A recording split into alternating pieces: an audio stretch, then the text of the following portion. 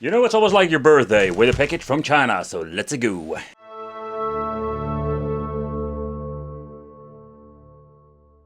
So with this mini PC we have so many cool options, but the question remains, what is it when it comes to comparison of the, let's say, the game box?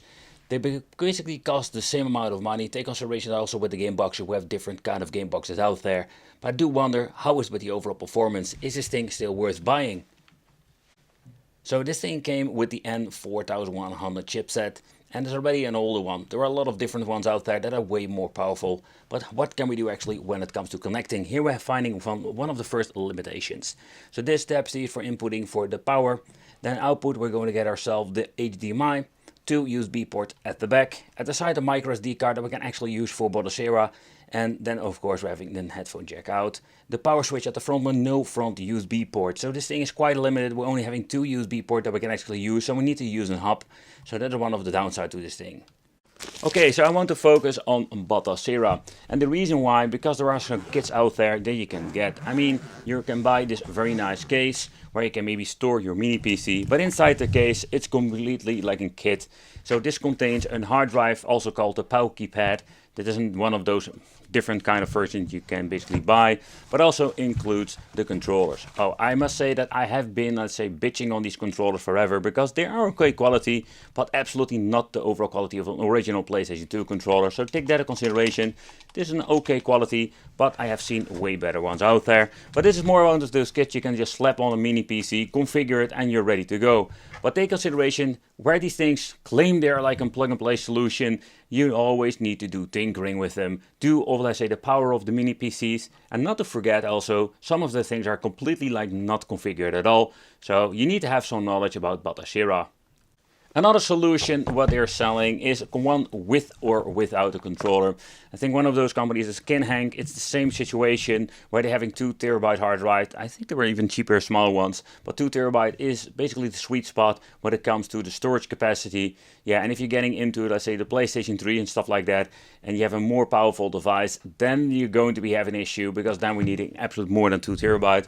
They're selling it without controller or with a controller. They are the BiTop controllers, I'm pronouncing the name correctly. They are similar like a PlayStation 4-ish controller, very nice quality. And this kit is, in my opinion, still one of the favorite ones. But let's say you want to create yourself an own Batocera emulation beast. We can just do this by simply adding the Batocera on a USB stick and just plug it into a device. Another way is going to be with a micro SD card. Some of the devices do have even the option to add yourself a micro SD card, so that's very convenient. Also, we have an NVMe or just an SSD that can implement in your device, and this is more of the question, what will it support? And that is one of the things you need to take consideration what you're actually buying. And one of the easy ways is just, if you're having an option for a 2.5-inch drive slot, you can just put in an extra SSDs. Now making this video, they are quite expensive. You're going to get into the 2 terabytes, but of course solid state is super fast for loading and it is very reliable. Next up, and they are using a lot of these platter disk, old school 2 terabytes. They are dirty cheap to get. And of course, take consideration, a 2.5-inch drive is always like more expensive if you're going to be beyond the 2 terabyte. And actually, this is one of those many ways that you can install Batocera and just actually implementing internal or external with your mini PC. But okay, so most of the guys who are basically making these drives, yeah, you can also do it yourself. And what you can do is get yourself an enclosure and putting the platter disk in here if you don't have an internal, let's say, storage capacity. But then again, take consideration, also get yourself a USB 3.0 for the best and the fastest speeds out there. Also with a platter disk, you have the fastest speed disk. Of course, it will, let's say, has differences in the price, but also in the performance when you're getting a slower one.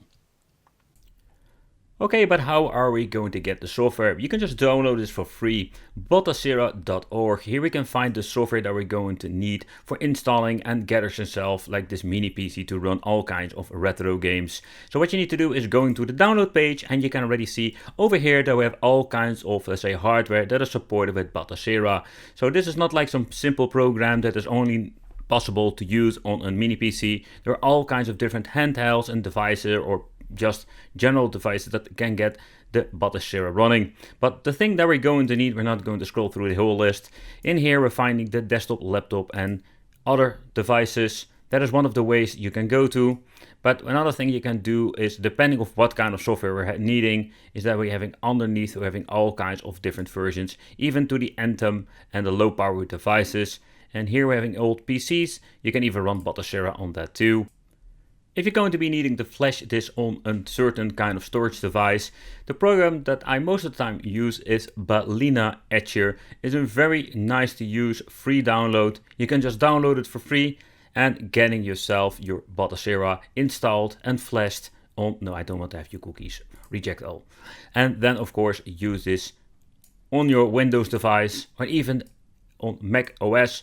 From this point you can just launch the file they've downloaded, the image file, and just burn it to your storage device. Depending on the model you're having, but in the end it's going to be the same kind of BIOS functionality. So if you're being in the BIOS, most of them pressing the F9 or the Del button, but before booting up Windows, here we need to go to the security. So the secure boot needs to be shut off, and the reason why, otherwise it's not possible to boot into Batocera. Another thing that you need to check out is the boot. So here you can already see boot option 1 has been set to Windows Boot Manager. What you need to do is set this actually to the Kinhank or the Batocera one you have made. What you can also do, if you don't want to use Windows, you can disable this.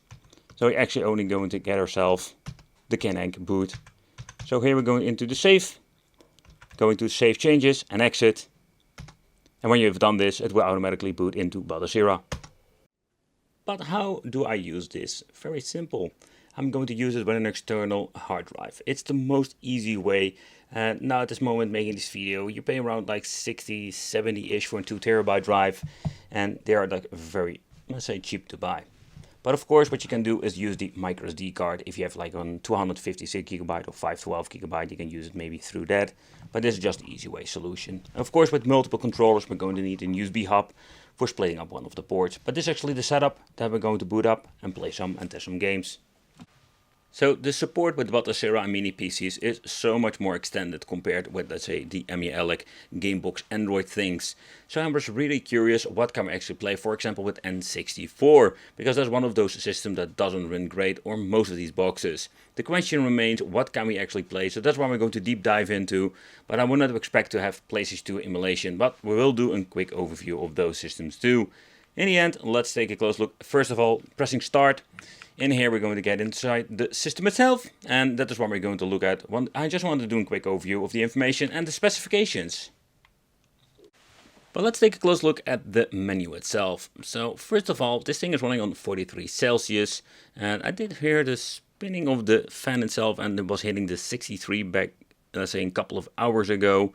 But that is nothing like really something concerning. The GB01, that is what is called, or model called. And next up we're having the specifications. So this thing comes with the Intel Celeron and 4100 CPU that runs only on 1.1 GHz. It is a quad core.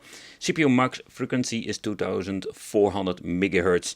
So it also comes with the UHD Graphics 600, like the previous models and the other ones I've checked out. So the specifications is not something very interesting, but let's take a close look at it. What can we actually use it for? But let's start off with some 16-bit era, and this is absolutely running perfectly on these boxes. And that's one thing you need to take into consideration, but if you're looking into the game box systems, there are so many different ways you can actually play. So you don't really need to buy a Batocera mini PC. I already mentioned before, but I just wanted to give you a quick overview of one couple of games. Another system I was really looking forward to check out is Panasonic 3DO, because there's some really cool games on there, and on most game boxes it doesn't run at all.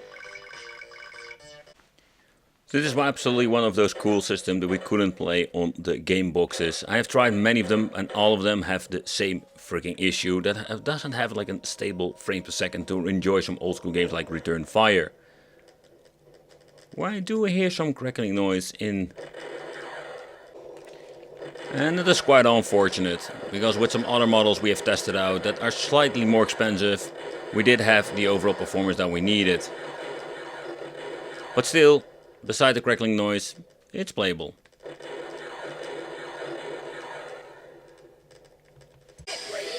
Okay, so with the game boxes we have talked about before, we can actually play some okay overall performance when it comes to the Sega Dreamcast. But to my surprise, we can also play this on the game box or the cheaper game box, but not particularly like I'm surprised it actually runs, but we can even upscale it to higher resolutions in combination with the Flycast emulator.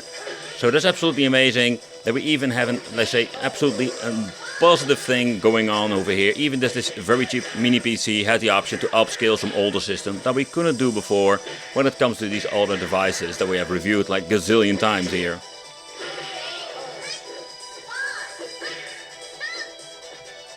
Another system I just want to check out is Sega Saturn with even an upscaling to 2 times the original resolution. Yeah, take consideration if you're getting into Sega Saturn and we're going to be trying to squeeze out more out of it, it's going to be absolutely having a negative effect of the gameplay. So let's do a quick gameplay of some Daytona USA. Well, let's deep dive into some racing action just to check out how the overall performance is. And I can tell you that I was quite surprised even seeing this thing actually be playable on this chipset.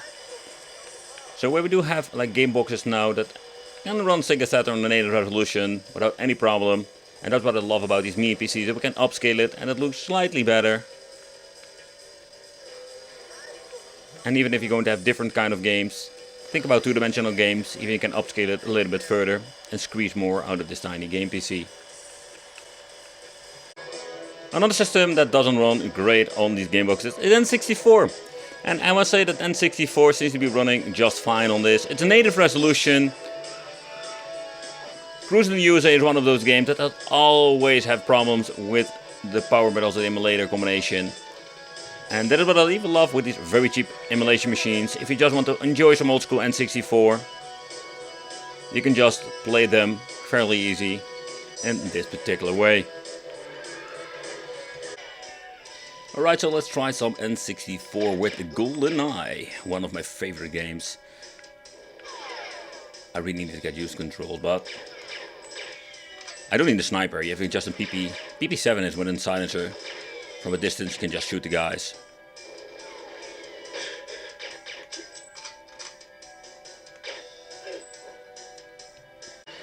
But what is kind of cool that we can actually even play PlayStation 1 games upscaled to 720p. And that is one of the extra bonuses you're getting with this cheap mini PC compared to the game boxes. I did hear and see a lot of people were asking me about the situation, but also with PlayStation 1 every single box can actually play it, but upscaling was out of the question. And with this freaking mini PC we have no problem whatsoever.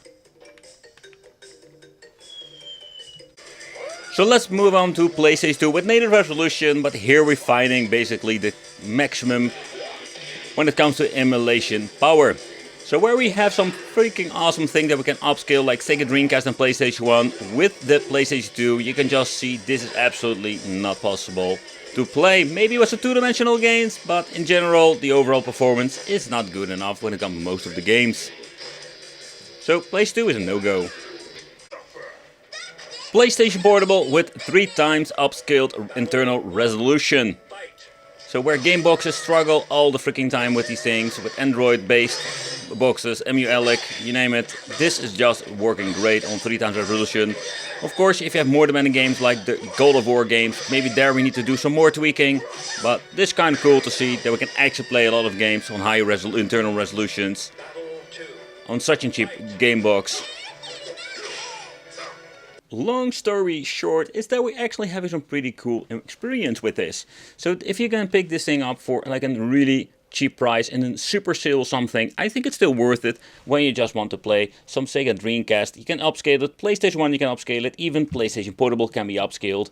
And this is absolutely a cool performance if you're not paying a lot of money for it. This is a very old product already, but there are so many of these, let's say, mini PCs out there.